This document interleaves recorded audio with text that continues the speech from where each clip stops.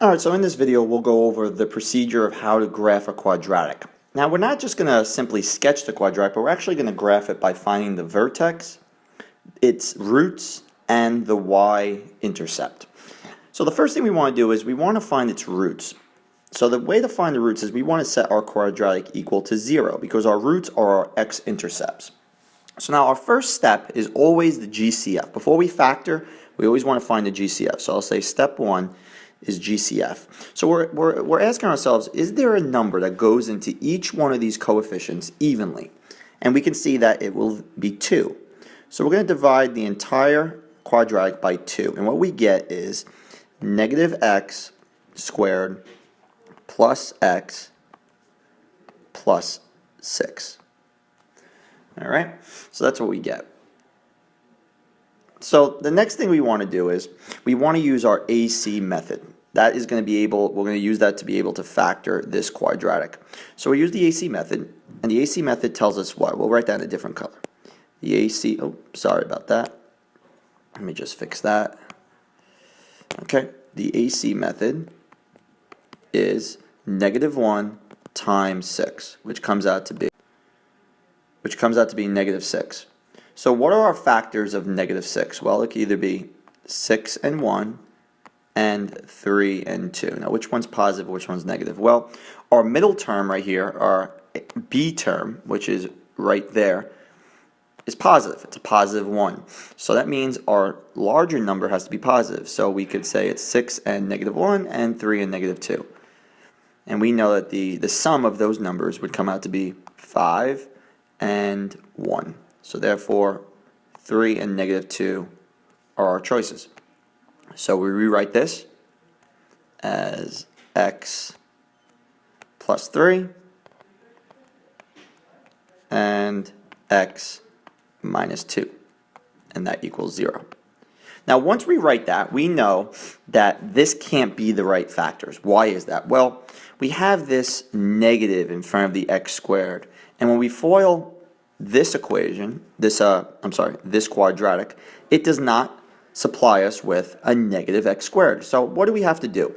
Well, we have to multiply that negative in our first parentheses. So we'll erase this parentheses, and we will make this negative x. Now, whatever we do to one side, we must divide on the other side. Remember, this is our multiply divide method. So, all right, so from here we get negative x plus 3 times x plus 2 equals 0. Now that we have two sets of parentheses connected through multiplication equal to 0, now we could come up with two equations. We have a negative x plus 3 equals 0, and we get an x plus 2 equals 0. And now we can solve for our roots. So we bring over that negative 3, we bring over the negative 3, and we're left with negative x equals negative 3.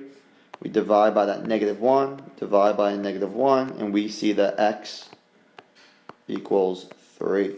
On the other side, we simply just bring over a negative 2, and we get that x is equal to negative 2. So we found our two roots. Alright, so after we find our roots, we want to find now our vertex. So the vertex, I'll put in a different color, and I'll put it over here. I'll say our vertex. Now our vertex, we always want to use our original quadratic. We don't want to use any simplified quadratic. So looking at our original quadratic, we know that the x-coordinate of our vertex is x equals negative b over 2a. So let's substitute that information in. Our b is 2. So we get negative, again, parentheses when we substitute, 2, divided by 2. And what's now our a in parentheses? Our a is negative 2. So that's negative 2 in parentheses. And we get that negative 2 over negative 4. So we can see that our x-coordinate of our vertex is at positive 1/2. Alright, now how do I find the y? Well, we put the x in, and it gives us our y. So using the original quadratic of negative 2 x squared plus 2x plus 12 plus 2x plus 12. We substitute in that positive 1/2. So that's a 2. Substitute in a nice 1/2 squared plus 2 times, again, 1/2 plus 12. And that whole equals our y vertex. When we simplify it, we get the y of the vertex is -2 times 1/4, because 1/2 squared is 1/4, plus 1, because 2 times 1/2 is 1, plus 12. So to further simplify, we see that y, a -2 times 1/4, is a -1/2. So we have -1/2 plus, let's put 1 over 1 to help us in the next step. Again, it's plus 1, plus we can say 12 over 1. Now why do I do that? Well, because on the next step we're going to find a common denominator. And it's just easier when you're looking at our numbers as a fraction. So our common denominator is 2, because all those numbers, the 2, the 1, and the 1, we can use 2 as our common denominator. They can go into our common denominator nice and easy. So 2 goes into 2 how many times? Once. And then we say 1 times -1 is -1. 1 goes into 2 how many times? 2 times. 2 times 1 is a positive 2. And 1 goes into 2 how many times? 2. 2 times 12 is a 24. We add up our numerator and we see that y is equal to 24 plus 2 is 26, minus 1 is 25. And that is divided by 2. So our y is equal to 12.5. So we can write our vertex. We can say now that our vertex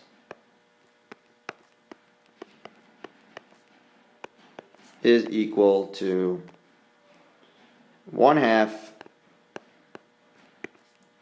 and 12.5. Alright.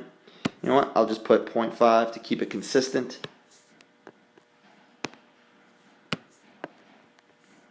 We'll put 0.5 to keep it consistent. So there's our vertex.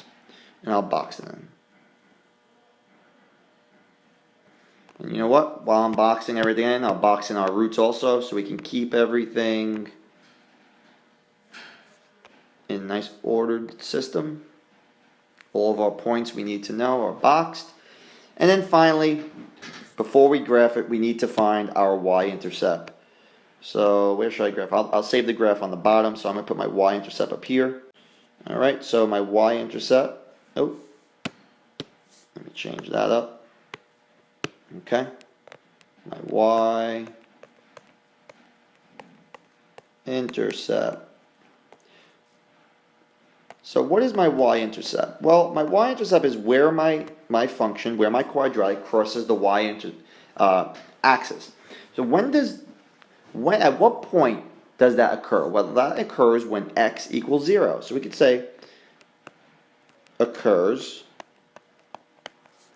when x equals 0. So let's plug in 0. So y equals -2 x squared plus 2x plus 12 plus 2x plus 12. And now let's substitute in that y. That's 0. So we got -2, 0 squared plus 2 times 0 plus 12. And we can see that the 0 terms will cancel out, and we will be left with y equals 12.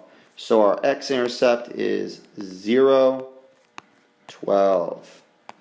And we can box that in. So now we have 4 important points. Now we're able to graph this. So let's graph it. So I'll draw my axes like so. Let me look at my points so I have a good understanding of exactly what we're graphing. We have to go up to 12, which is the y.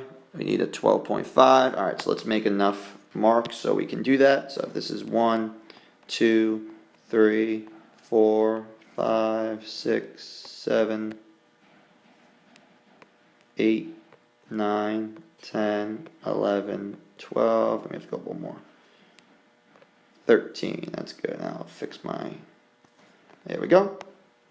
And on the left and right, we have to go 3. So we'll go 1, 2, 3, 4.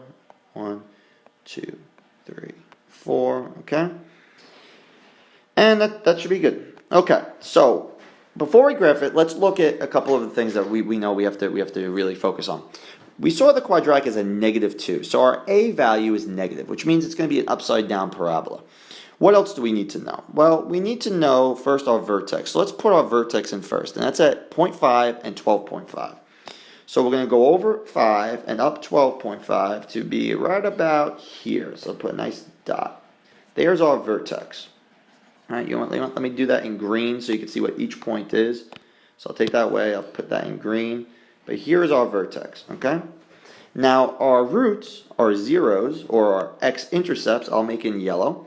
And they're at 3 and -2. So 3 is on the x-axis, so I'll make a nice big mark right there. There's our 3, and our -2 is right there. I'll make a nice big mark, like so. And our last mark should be in purple. That is our y-intercept, and that's at 0, 12, which is right here. Okay? So those are all of our points. Now we know that the graph should be an upside down U, or a frowny face. So all we got to do now is connect the dots and get a nice U-shaped. It should look something like this, our parabola. Comes down, good. Comes down like this. Good. And then, of course, it continues all the way down, like so. So that's what we're looking for on any quiz or test. But what you did was you were able to find the roots, or the x-intercepts of the quadratic. You were able to find the vertex and the y-intercepts and graph it, all done without a calculator, all done through algebra. So this is what I expect you to know for tomorrow's quiz.